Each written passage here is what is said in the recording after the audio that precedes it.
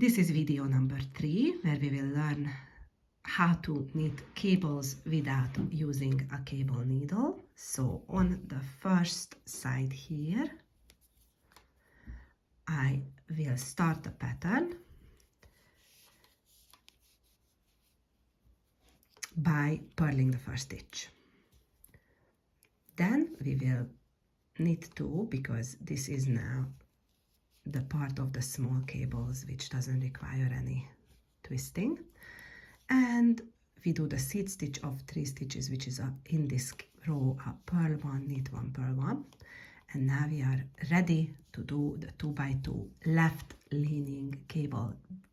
What I mean by left leaning is that the right hand side of the cable will come and lean to the left, creating this sort of effect. So the cable that is in the front is pointing to the left. So just as a recap, sorry for the noise, that's my coffee machine just turning off by itself. So just as a recap, if you would use a cable needle, you would insert it into these first 2 stitches, and those 2 stitches would be on the cable needle and to the front. Because we are not using a cable needle, we will make sure that they are slipped with the yarn in the back, so the stitches are in front of the working yarn when you slip them without twisting them. Then we will knit the other 2 stitches just like we normally would if we would use a cable needle. And now comes the part where we have to reverse the sequence of these stitches. We will have to make sure that these 2 slipped stitches will end up to the left of the 2 stitches that we have just knit. To be able to do that, we will insert our left needle into these 2 slipped stitches in the front, and then we will use our middle finger in the back to secure the 2 stitches that we have knit. And we will have to pull out our right needle gently of all 4 of those stitches, and then we will put them back through just the 2 stitches that have already been worked. So this way we have swapped the sequence of them, and now what we have to do is just knit these 2 slipped stitches. That has now completed our left leaning 2 by 2 cable. Now we have a knit stitch, a purl stitch, which separates our cables. And at this point, we're gonna do the 2 by 2 right leaning cable, which is the other way around. And if you remember from the other video, because we would normally put these on a cable needle and hold them to the back, we have to make sure that these stitches are behind our working yarn.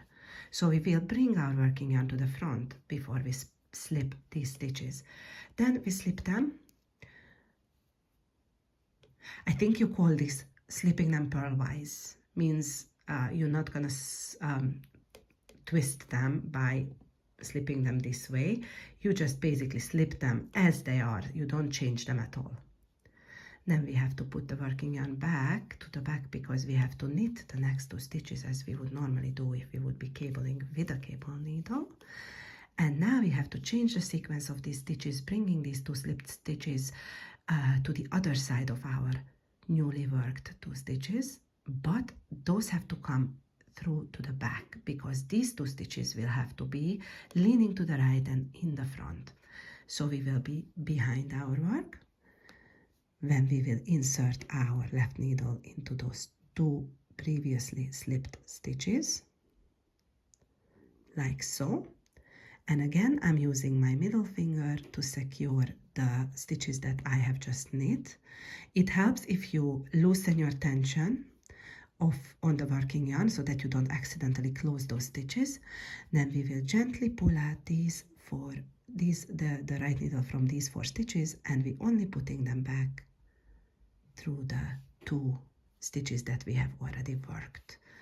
Now the working yarn has to go back behind our work again, and the 2 stitches that we have just put back on our left needle can now be knit as normal. We have now completed our cable. All we have to do is do the moss stitch, which is a purl 1, knit 1, purl 1 in this row. And we just have the other little cable bit to complete, and this is our Next row, absolutely done. You can see that you have one left-leaning double cable and one right-leaning double cable side by side, divided by a purl stitch in the middle. Obviously, this is gonna show up much more once your piece is finished. You can see it here. If I pull it slightly, you will be able to see the purl row in between the cables that nicely separates them and makes them pop.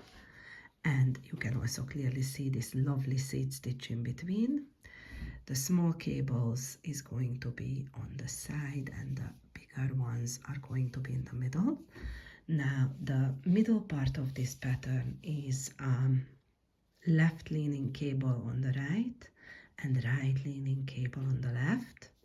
But the side, the mini cables are actually a little bit more tricky because these are like a snaking cable, so they alternate between left and right. So it's left, right, left, right, left, right, creating this beautiful snaking slalom effect. And the same on the other side, but exact opposite, so they're like mirroring each other. I think it's really, really gorgeous. So that's exactly what we are doing here as well. So now we have demonstrated the smaller and the bigger cables, and all we have to do is continue working according to the pattern until we have the piece of a desired length. And then we're gonna do an I-cord bind off, which I'm gonna demonstrate in another video.